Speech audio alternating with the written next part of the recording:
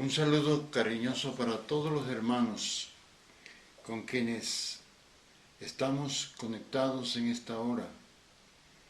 En el estudio de los cánticos graduales del campamento virtual de Suroccidente en Colombia, por la gracia del Señor nos ha correspondido la meditación del Salmo 125. Vamos a leer el Salmo 125 para entonces tomar la base de nuestro estudio mediante el Señor. Dice: los que confían en Jehová son como el monte de Sión, que no se mueve, sino que permanece para siempre. Como Jerusalén tiene monte alrededor de ella, así Jehová está alrededor de su pueblo desde ahora y para siempre. Porque no reposará la vara de la iniquidad sobre la heredad de los justos, no sea que extiendan los justos sus manos a la iniquidad.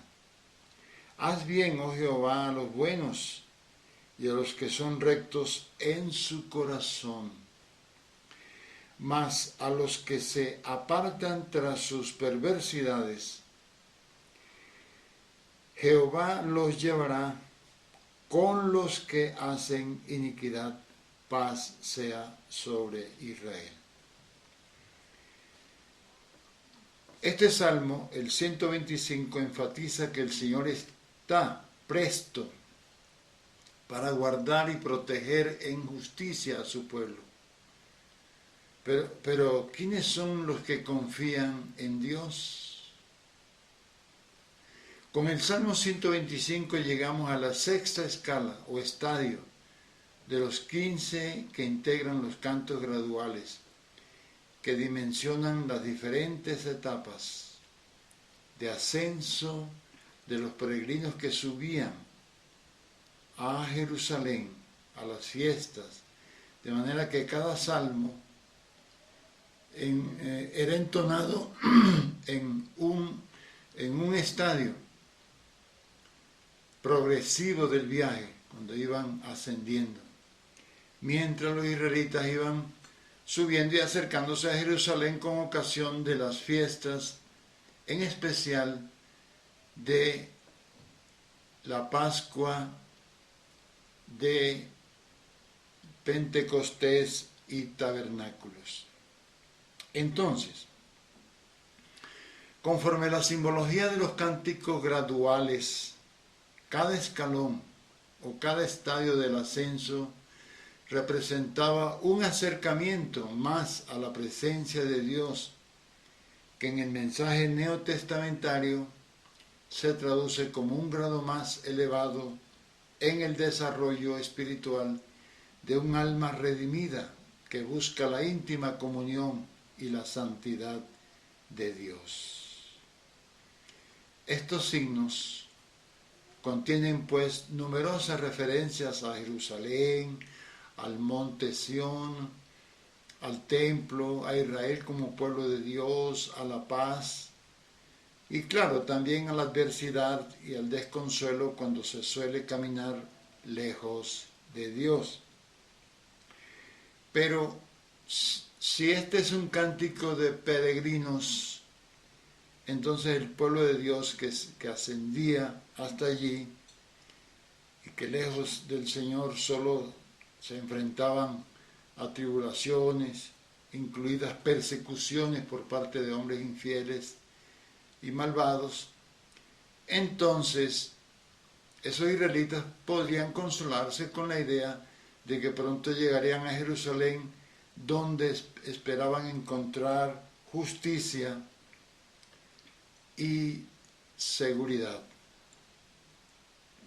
Los peregrinos han emprendido el viaje desde lugares distantes, donde el pueblo de Dios ha podido haber vivido en un entorno hostil, lejos del amparo de Dios, y entonces, lamentando, oran pidiendo ser librados de las falsas acusaciones y demás.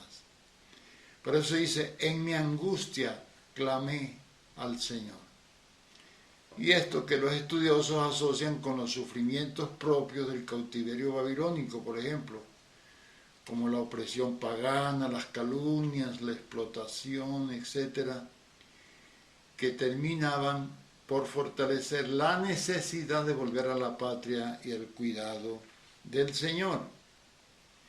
Como se sabe, lejos de Dios, toda motivación de felicidad es demasiado efímera y en ocasiones el Señor permite las angustias y las situaciones dolorosas a fin de que su pueblo tome conciencia de las circunstancias en que vive. Pero cuando el pueblo tiene conciencia de que es el pueblo de Dios, incluso que le han fallado a Dios y se arrepienten y se humillan, Dios oye el clamor de su pueblo, pues siempre es necesaria la intervención divina y su poderosa liberación.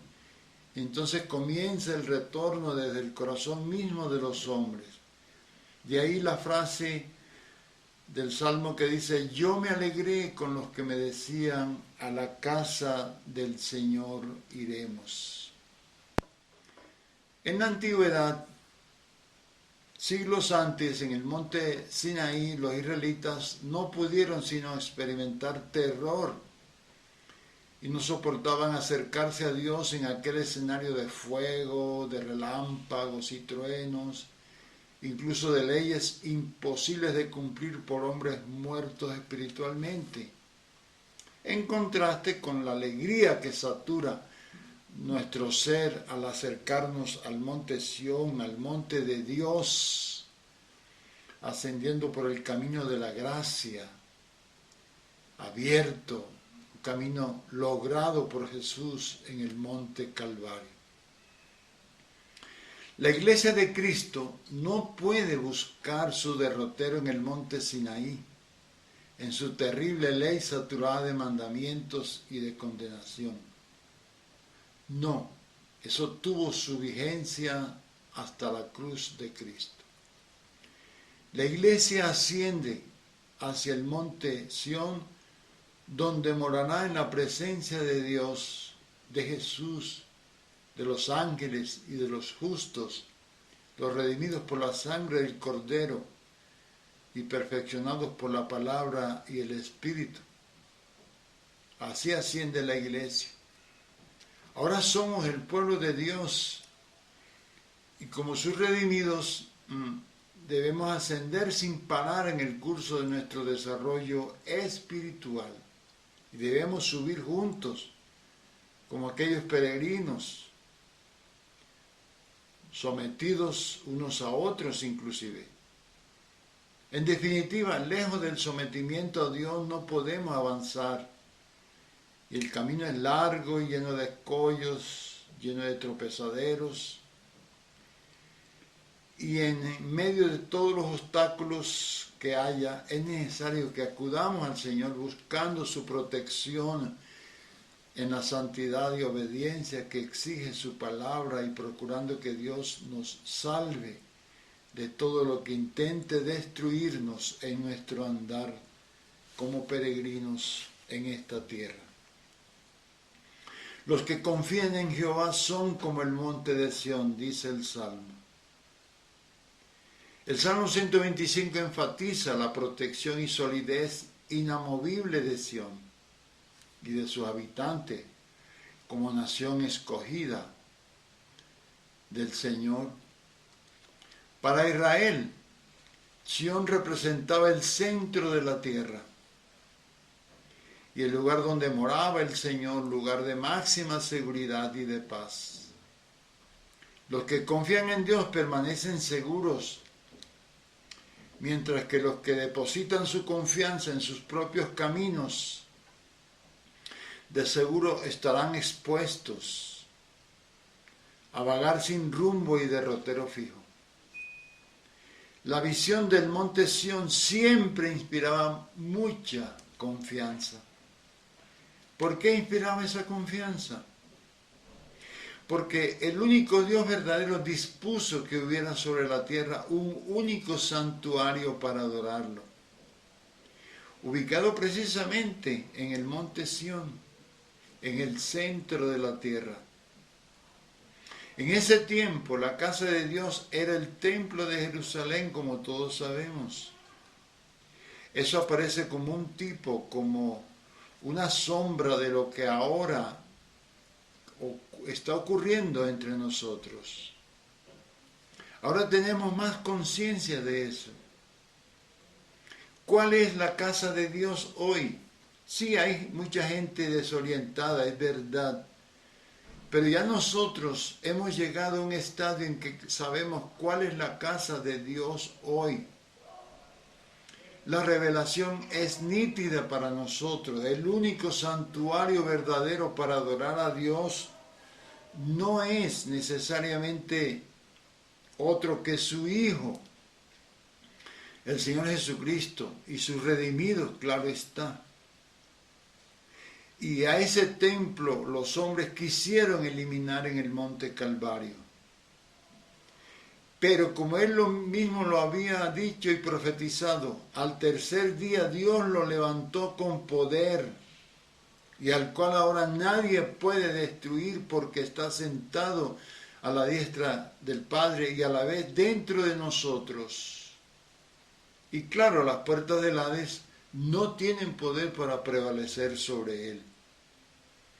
En el Salmo 125, el monte Sión se convierte en símbolo de seguridad y permanencia eternas. Una idea que en las páginas del Antiguo Testamento a menudo se asocia con la protección de los montes. Pero ese pensamiento no fue el que a la postre se enfatizó en el judaísmo. ¿Qué pasó con el judaísmo? Que el judaísmo acabó siendo una perversión de lo trazado por Dios desde el principio. Nosotros ahora lo sabemos, ¿no? Y eso se agravó aún más en el tiempo con la institución de las sinagogas. Eso no existía antes. ¿Cuándo ocurrió? Después de la destrucción del templo de Salomón en tiempos de Nabucodonosor, y ya en el marco del cautiverio babilónico empezaron a surgir esas nuevas figuras religiosas de las sinagogas. El monte Sión mismo, hermanos, o lo que simboliza, permanece para siempre porque es eterno y es nuestra garantía de paz y seguridad, así como de protección.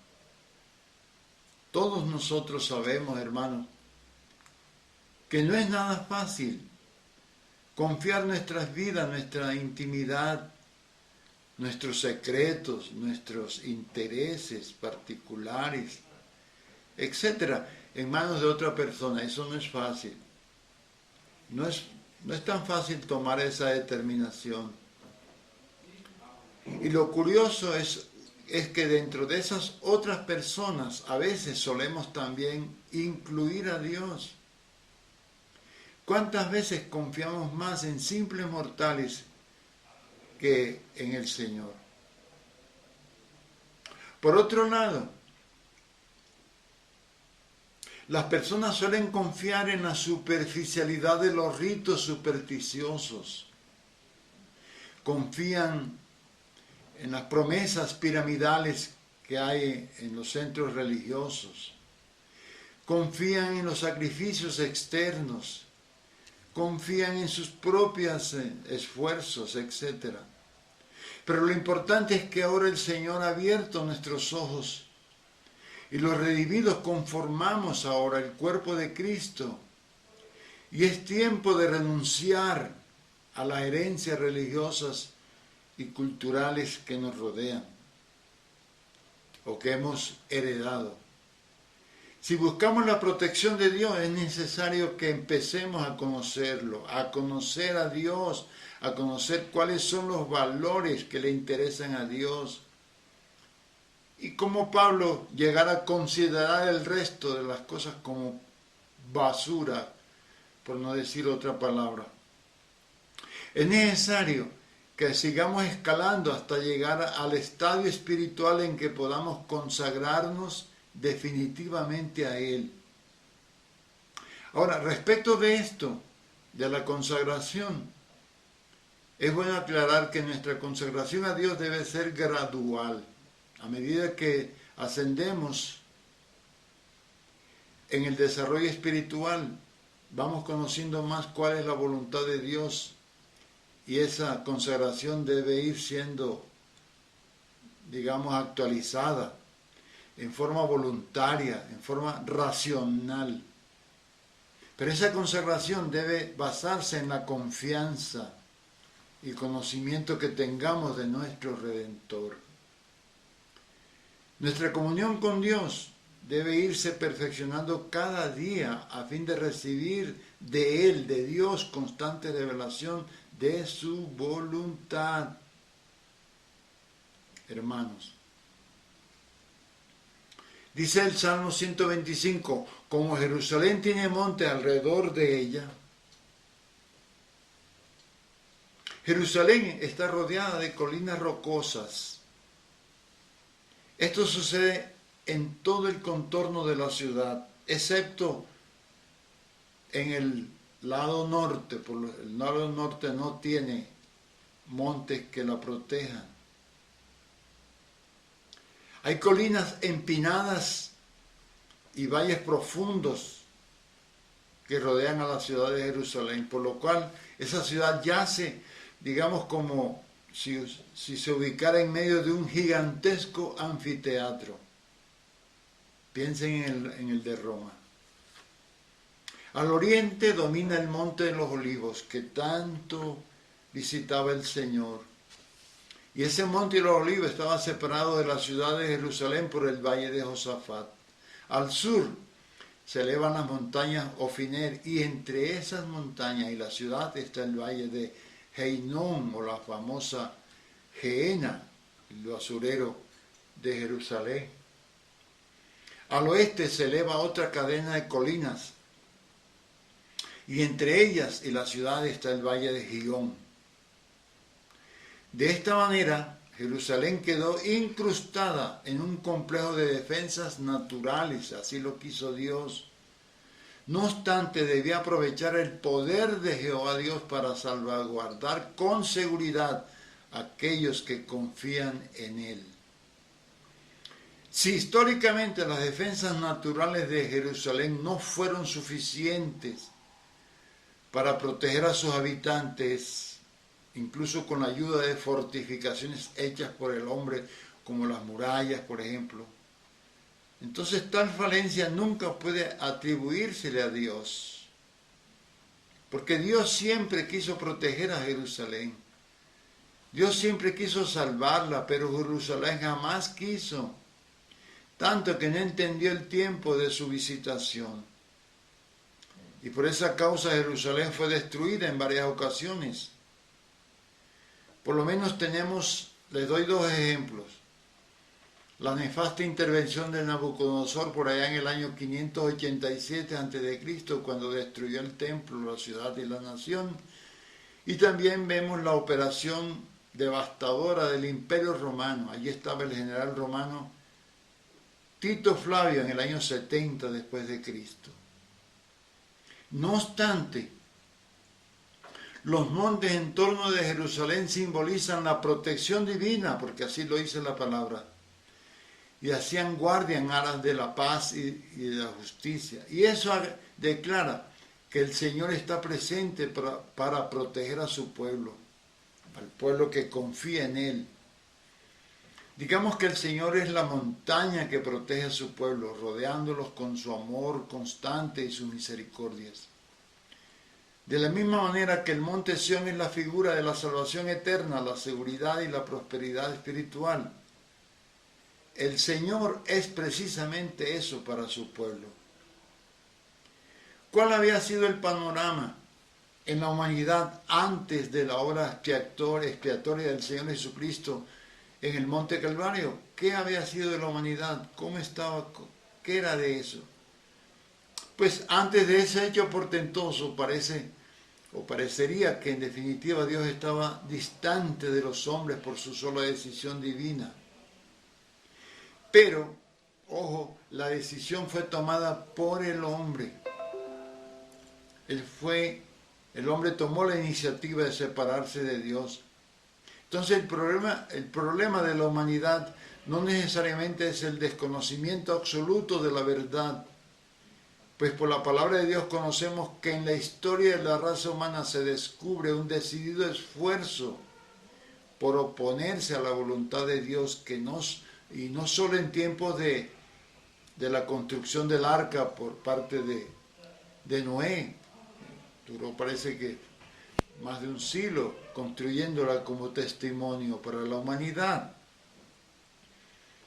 Dios revela en su palabra que los hombres decidieron reemplazar a Dios por la idolatría y el ateísmo práctico.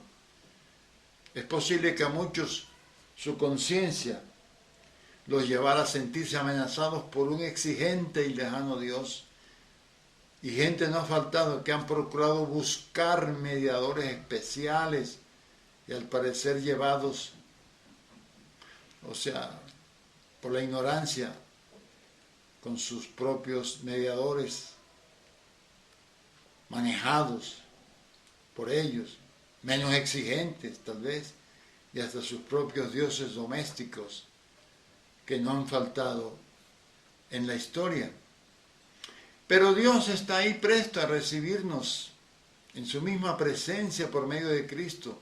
Hay un largo camino que ascender, grada por grada, en el crecimiento espiritual del pueblo de Dios.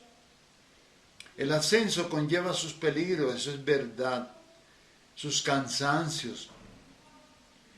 Pero de la mano de Dios lo logramos. Estamos en eso. El Señor Jesús pasó por muchos sufrimientos que ni Él mismo trató de eludirlos ni suavizarlos. Y si Dios nos facilitó las cosas, ni siquiera en favor de su propio Hijo, hermanos, ¿cómo entonces podríamos esperar que las cosas fueran fáciles para nosotros en este ascenso? El Señor nos dijo que en el mundo tendríamos aflicción. Sin embargo, hoy podemos poner nuestros pies con seguridad en el monte Sión. El Verbo eterno irrumpe en la historia de los hombres, rompiendo esos esquemas religiosos, culturales, judíos, y Dios mismo se introduce en el corazón de los hombres. Y como en el monte Sión, desde allí, desde el corazón, Dios nos protege. ¿Pero nos protege de qué? Nos protege en primera instancia de nosotros mismos, de nuestro propio egoísmo, de nuestras antiguas costumbres. Nos protege del pecado que nos asedia. Nos protege de un mundo que cada vez más se hunde en un océano de perversidad. Nos protege de las tergiversaciones ideológicas y pseudofilosóficas que se implantan y fortalecen cada día con sus conspiraciones a bordo en su afán de excluir a Dios de la vida de los hombres. Eso lo estamos viendo nosotros en nuestras narices. ¿Cuáles serán pues esas fortalezas protectoras de Dios para guardarnos? Tenemos que conocerlas, y que a la vez constituyen poderosos pilares para nuestro éxito en el ascenso y progreso espiritual. ¿Cuáles son? ¿Cómo puede ahora Dios guardar a su pueblo? La Biblia está llena de esas fortalezas, pero en esta ocasión nos atreveremos vamos a proponer las siguientes fortalezas siguiendo la forma más sencilla posible de exponerlas. La primera es la regeneración. Ya nosotros no somos iguales a lo que éramos antes. Porque separados de Cristo, como estábamos antes, la parte más vital de nuestra personalidad humana estaba muerta, hermanos. Estábamos muertos de nuestros delitos y pecados. Pero Dios nos ha hecho renacer. Como dice en el griego, anagenao. Nos ha hecho renacer una herencia que jamás ha de perecer. Nunca, ni ha de contaminarse, ni ha de desvanecerse.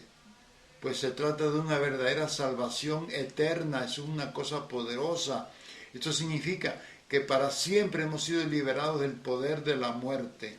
Esa es la primera gran fortaleza con que Dios nos guarda.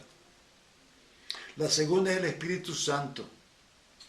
O sea que la morada y permanencia del Espíritu Santo dentro de nosotros es una fortaleza. Él habita en todos nosotros por igual y exalta a Cristo como única cabeza de la iglesia y lo está formando en nosotros.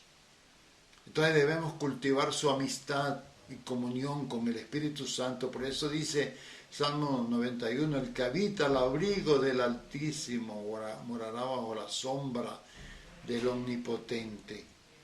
La tercera fortaleza con que Dios nos guarda es la palabra de Dios.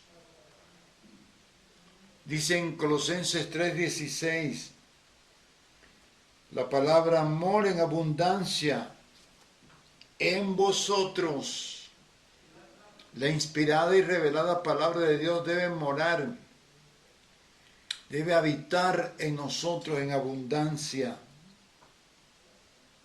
haciéndonos sabios y prudentes, discerniendo todo pensamiento y toda intención de nuestro propio corazón. Que la palabra de Dios more en abundancia en nosotros significa que debemos conocerla con la luz del Espíritu Santo. La cuarta fortaleza es la vida de resurrección de los hijos de Dios. Dice en Colosenses 3:1, dice, si pues habéis resucitado con Cristo, buscad las cosas de arriba, donde está Cristo sentado a la diestra de Dios. Al nosotros identificarnos con Cristo en su resurrección, el objetivo de los esfuerzos y de los pensamientos de los creyentes son los lugares celestiales donde está Cristo, donde Él está morando ahora, hacia donde hay que ascender. Vida espiritual que contrasta con la falsa espiritualidad fomentada por la filosofía terrenal. Hay muchas filosofías desorientadoras en esta tierra. La quinta fortaleza es el amor de Dios en nosotros, como fruto de la formación de Cristo en nuestro interior. Por favor, lean Gálatas 5, los versículos 22 y 23, el fruto del Espíritu Santo que comienza con el amor. El amor es la mayor expresión de Dios en nosotros por su Hijo. El amor divino es una señal fundamental de nuestra madurez espiritual. Si el amor de Dios abunda en ti, es señal inequívoca, hermano, de que Cristo reina en tu vida. Y esa es una garantía de que te está guardando. La sexta fortaleza es la fe. Por la fe vamos a confiar en Dios. Los hijos de Dios son guardados por el poder de Dios mediante la fe. Es decir, ahí nuestra fe tiene la fuerza necesaria para que Dios nos guarde, como dice Pedro en su primera carta 1:5. Nuestra fe penetra hasta dentro del velo, en el lugar santísimo, hasta donde penetró Jesús, y allí finalmente lo encontraremos. Léanse Hebreos 6:19. A la verdadera fe no hay riquezas que la puedan comprar. La séptima fortaleza con que Dios nos guarda es la obediencia a la voluntad de Dios. Hermanos, la obediencia a la voluntad de Dios nos abre las puertas del reino de los cielos, comenzando por la cena de las bodas del Cordero, por favor. Hay un texto que lo dice claramente, que ojalá lo lean, no tenemos tiempo acá, que es Mateo 7, en el marco del Sermón del Monte, Mateo 7, los versículos 21 y 22. Y en ese contexto, Jesús mismo deja entrever que Él era Dios al referirse a sí mismo como Señor, hermano. Y no solamente como Señor, sino como máximo juez de la humanidad, delante de quien habremos de comparecer y rendir cuenta de nuestro proceder. La octava fortaleza es la oración. Con la oración Dios ha puesto en nuestras manos un maravilloso poder, sobre todo cuando damos gracias al Señor por la segura respuesta de parte de Él, excluyendo todo motivo de ansiedad e inseguridad. Como dice en la primera Tesalonicense, en la primera carta de Pablo a los tesalonicenses, hermanos, dice: orad sin cesar, dad gracias en todo, porque esta es la voluntad de Dios para con nosotros en Cristo Jesús. Lo dice allá en la primera Tesalonicenses 5, 17 y 18. También Pablo le dice a los filipenses en el capítulo 4, versículo 6, por nada estéis afanosos, miren el poder de la oración, sino sean conocidas vuestras peticiones delante de Dios en toda oración y ruego, con acción de gracias. ¡Qué fortaleza, hermano! La novena es el arrepentimiento y la humillación. El Hijo de Dios que se humilla, eso es una muestra inequívoca de que va ascendiendo hacia esos líderes, lugares celestiales. Va ascendiendo. Cuando uno baja en la humillación, asciende a los lugares celestiales. Entonces necesitamos que se desarrolle en nosotros un cambio de modo de pensar. Y urge además que nos bajemos de ciertas alturas perniciosas que nos hacen daño. Humillarse una persona delante del Señor, en verdad, debe ser un acto voluntario. Voluntario. Miren lo que dice, y eso no lo sabemos todas de memoria, este versículo que dice en el segundo libro de Crónicas 7:14, dice: si se humillare mi pueblo, sobre el cual mi nombre es invocado, y oraren, y buscaren mi rostro, y se convirtieren de sus malos caminos, o sea, si se arrepintieren, entonces yo oiré desde los cielos y perdonaré sus pecados y sanaré la tierra. O sea que sin arrepentimiento y humillación las cosas no andan bien con el Señor. La 10ª fortaleza es la cruz, hermano. Este es el mensaje más impopular que yo haya conocido. Pero necesitamos tomar nuestra propia cruz cada día, indispensable para nuestra propia edificación. Porque la cruz de Cristo fue para nuestra salvación. Ahora nuestra propia cruz es para edificarnos y edificar el cuerpo de Cristo, o sea, ser colaboradores de Dios en eso. Nuestra cruz nos libra de nosotros mismos, por eso. Ese es el instrumento espiritual para lograrlo. La cruz es el instrumento de muerte de nuestro yo.